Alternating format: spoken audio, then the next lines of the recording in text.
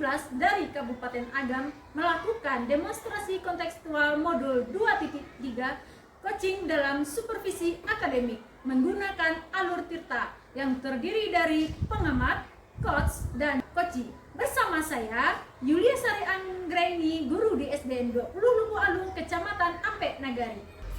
Bersama saya Siktriana dari SD Negeri 27 Tapian Kandis, Kecamatan Palembayan. Bersama saya Risa Arif dari SMK 1 Ampek Nagari, Kecamatan Ampek Nagari, Kabupaten Agam. Demikian perkenalan dari kami. Selamat menyaksikan. Assalamualaikum warahmatullahi wabarakatuh, Bu Risa. Waalaikumsalam, Bu Sari. Bagaimana kabarnya Ibu Risa? Alhamdulillah hari ini baik, Bu Sari.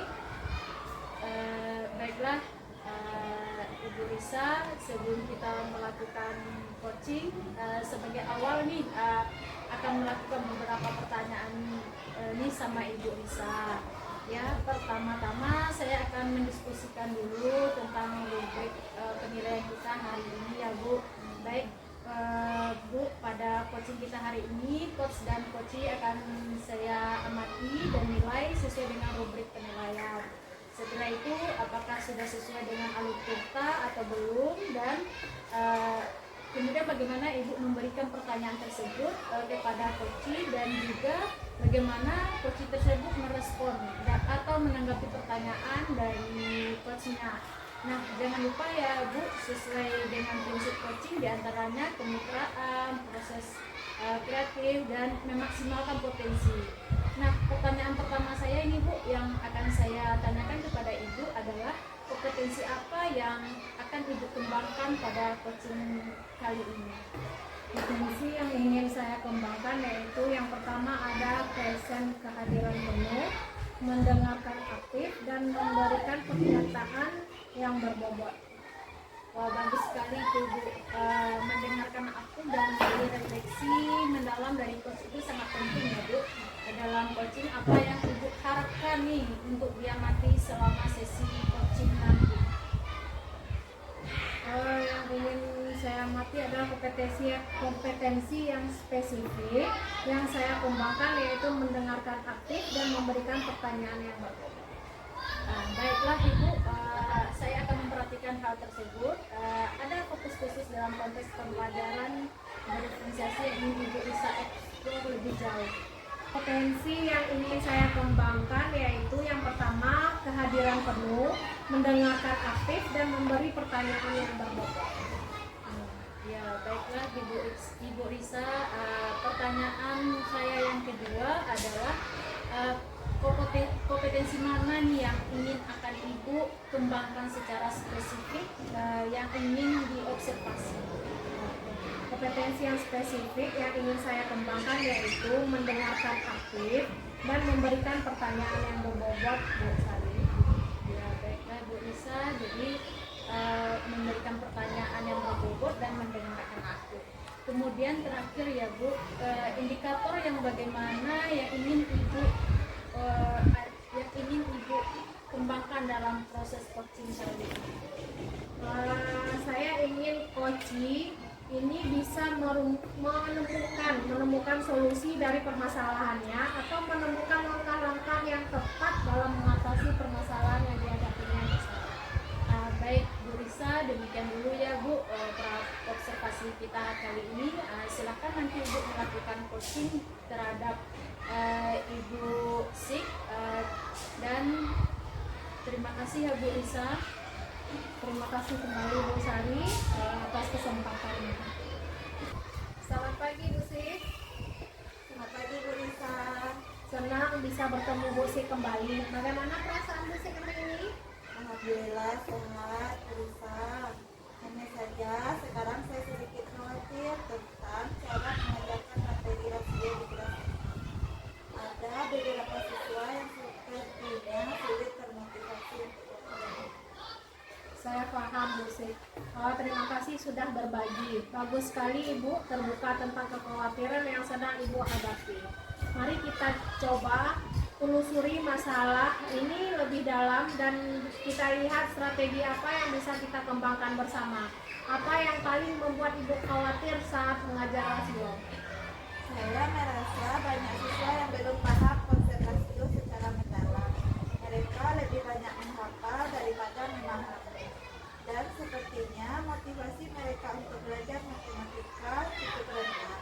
Menarik sekali ya Bu Sri. Jadi tantangan bukan hanya pada pemahaman konsep rasio saja, tetapi juga motivasi mereka untuk benar-benar mendalami materi ini rendah ya Bu Sri. Apakah ada pola yang Ibu lihat ketika siswa menunjukkan motivasi rendah di kelas? Iya Bu Lisa, mereka cenderung pasif, tidak bertanya, dan ketika diberi soal seringkali hanya menebak jawabannya atau mengikuti temannya saja. Baiklah musik, sepertinya ada hal-hal yang bisa kita eksplor dari sini. Menurut Ibu, faktor apa saja yang mungkin mempengaruhi motivasi siswa ini? Iya Bu Lisa, sepertinya mereka merasa bahwa rasio adalah materi yang abstrak. Mungkin kurang ada hubungan nyata dengan kehidupan mereka sehari-hari. Terima kasih Bu Sik sudah berbagi pandangannya. Saya rasa kita bisa menemukan cara untuk mengaitkan materi rasio ini dengan kehidupan sehari-hari sehingga mereka lebih termotivasi. Apakah Ibu merasa terbuka untuk mencoba pendekatan ini, Bu Sik? Iya Bu Lisa, saya pikir itu menjadi solusi yang baik. Saya belum pernah mencobanya dengan materi ini. Sekarang mari kita eksplor terlebih dahulu. Tadi Ibu mengatakan bahwa materi rasio terasa abstrak bagi siswa ya Bu Sik. Bisa Ibu jelaskan lebih detail tentang bagaimana siswa biasanya merespon saat Ibu mengajar rasio? Ya Bu Lisa, biasanya mereka tampak bingung dan banyak yang hanya diam. Ketika saya bertanya apakah mereka paham, sebagian besar hanya mengangguk. Tapi ketika saya beri soal latihan, banyak yang salah. Jadi ada ketidaksesuaian ya Bu Sik antara apa yang mereka katakan dan hasil pekerjaan yang mereka lakukan di sini. Apakah Ibu pernah mencoba menggunakan metode visual atau aktivitas intrinsik untuk membantu mereka memahami rasio ini? Ya, saya pernah menggunakan beberapa contoh di papan tulis, tapi mungkin karena kurang kompleks, saya belum menggunakan alat bantu fisik atau kegiatan yang benar-benar bisa mereka lihat dan bisa mereka sentuh. Oh, baiklah Bu Sik. Sepertinya kita bisa fokus pada strategi yang lebih konkret ya dan interaktif. Bagaimana kalau kita coba menggunakan benda nyata seperti kelereng, kertas, atau bahkan benda-benda yang mereka temui dalam kehidupan mereka sehari-hari untuk menjelaskan materi rasio ini? Iya, itu bisa menjadi ide yang bagus Bu Lisa. Mereka mungkin akan lebih tertarik jika melihat rasio dalam bentuk fisik, apalagi jika dikaitkan dengan sesuatu yang familiar. Ya, benar sekali ya Bu Sik, super sekali. Apakah Ibu bisa memikirkan beberapa contoh nyata yang bisa mereka gunakan untuk memahami rasio selain dari kelereng? Mungkin saya bisa menggunakan perbandingan jumlah buku di rak atau jumlah siswa laki-laki dan perempuan di kelas, atau saya berpikir saya juga bisa menggunakan benda-benda yang ada di sekitar siswa seperti pensil, penghapus, dan lain sebagainya. Itu contoh yang bagus sekali ya Bu Sik.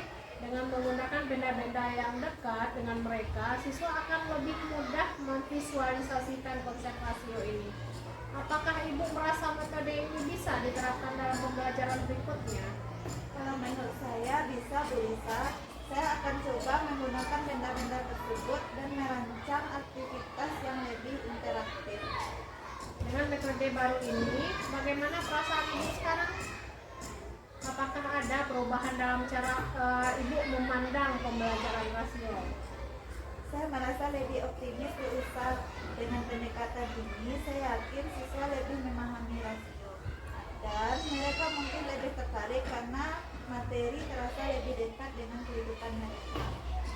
Saya senang sekali mendengarnya Bu Sik.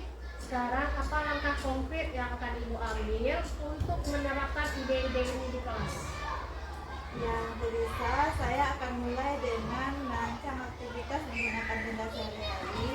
Saya akan menyiapkan beberapa kelompok dan meminta siswa untuk melakukan perbandingan menggunakan benda yang berbeda. Saya juga akan melibatkan mereka lebih aktif, misalnya dengan mengajukan pertanyaan yang memancing diskusi. Itu rencana yang bagus sekali ya Bu Sik. bagaimana Ibu akan mengukur keberhasilan aktivitas siswa di sini? Saya akan melihat apakah siswa bisa menjelaskan rasio dengan baik dan apakah mereka lebih aktif dalam belajar. Saya juga akan memperhatikan apakah mereka lebih antusias saat mengerjakan soal. Luar biasa. Jadi selain melihat pemahaman, Ibu juga akan mengamati motivasi dan keterlibatan siswa ya Bu sih. Kapan Ibu berencana memulai menerapkan hal ini? Mungkin minggu depan Bu Risa saya akan mulai menerapkannya karena saya perlu waktu untuk menyiapkan alat bantu dan aktivitas yang akan dilakukan siswa di kelas. Oke Bu Sik, terdengar realistis sekali ya. Apakah Ibu merasa ada tantangan yang mungkin muncul dalam penerapan nanti? Mungkin tantangannya adalah memastikan semua siswa terlibat dan memahami tujuan aktivitas. Saya juga khawatir waktu di kelas tidak cukup Bu Risa. Itu hal yang penting untuk diperhatikan ya Bu Sik. Mungkin kita bisa membagi aktivitas menjadi beberapa sesi, dan di setiap sesi Ibu bisa memastikan semua siswa berpartisipasi aktif atau tidak. Bagaimana menurut Bu Sik? Itu ide yang bagus Bu Risa. Dengan memecah aktivitas, saya jadi lebih fokus pada setiap kelompok siswa. Sekarang kita punya rencana yang cukup jelas ya Bu Sik. Setelah Ibu menerapkan, bagaimana jika kita bertemu lagi untuk membahas hasil dan melihat kemajuan yang terjadi? Itu sangat membantu saya Bu Risa. Saya akan mencatat hasil pembelajaran siswa dan bagaimana mereka merespon aktivitas yang telah kita rencanakan. Bagus sekali Bu Sik. Saya akan menunggu kabar baik dari Ibu. Jangan ragu untuk menghubungi saya jika Ibu menghadapi kendala atau butuh saran lebih lanjut selama proses ini. Karena saya akan merasa sangat senang sekali bisa berkolaborasi dengan Ibu. Terima kasih Bu Risa. Saya akan segera memberitahu Ibu hasil yang telah saya lakukan bersama siswa nantinya. Sebelum kita mengakhiri sesi ini Bu Sik, saya ingin mengucapkan terima kasih atas keterbukaan, semangat Ibu dalam mencari solusi. Bu Sik sudah menunjukkan komitmen yang luar biasa untuk meningkatkan pembelajaran di kelas. Terima kasih juga Bu Risa atas dukungan dan masukan Ibu yang sangat membantu saya. Sekarang saya menjadi lebih yakin untuk menerapkan pembelajaran rasio di kelas ini. Bu Sik hebat sekali. Saya yakin siswa-siswi Ibu akan merasakan perubahan positif dari pendekatan baru ini.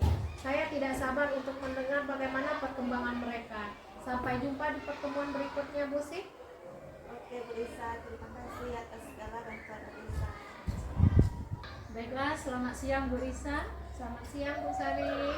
Alhamdulillah tadi Bu Risa sudah melaksanakan coaching dengan Ibu Sik.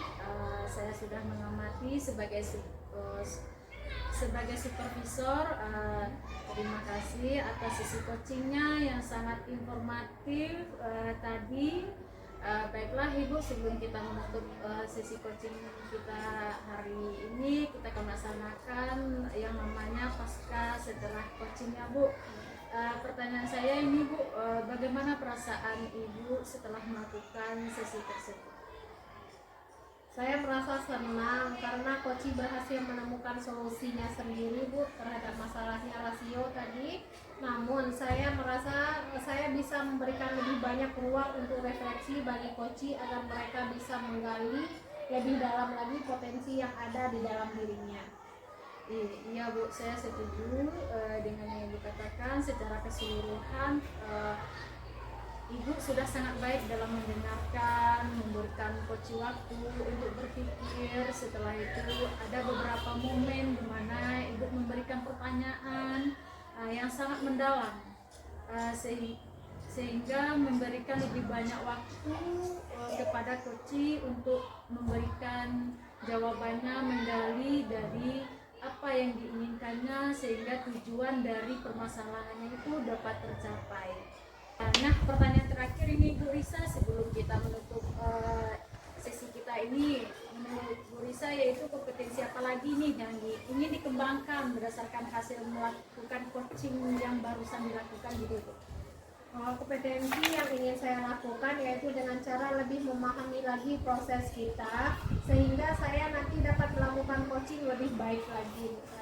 Ya, super sekali ya Bu Risa. Semoga kedepannya kita bisa melakukan coaching dengan lebih baik lagi ya Bu. Oh, demikian dulu observasi kita hari ini. Semoga bermanfaat bagi kita. Saya tutupi dengan wassalamualaikum warahmatullahi wabarakatuh. Waalaikumsalam warahmatullahi wabarakatuh. Demikianlah coaching dalam supervisi akademik menggunakan alur Tirta. Sampai jumpa di kegiatan berikutnya.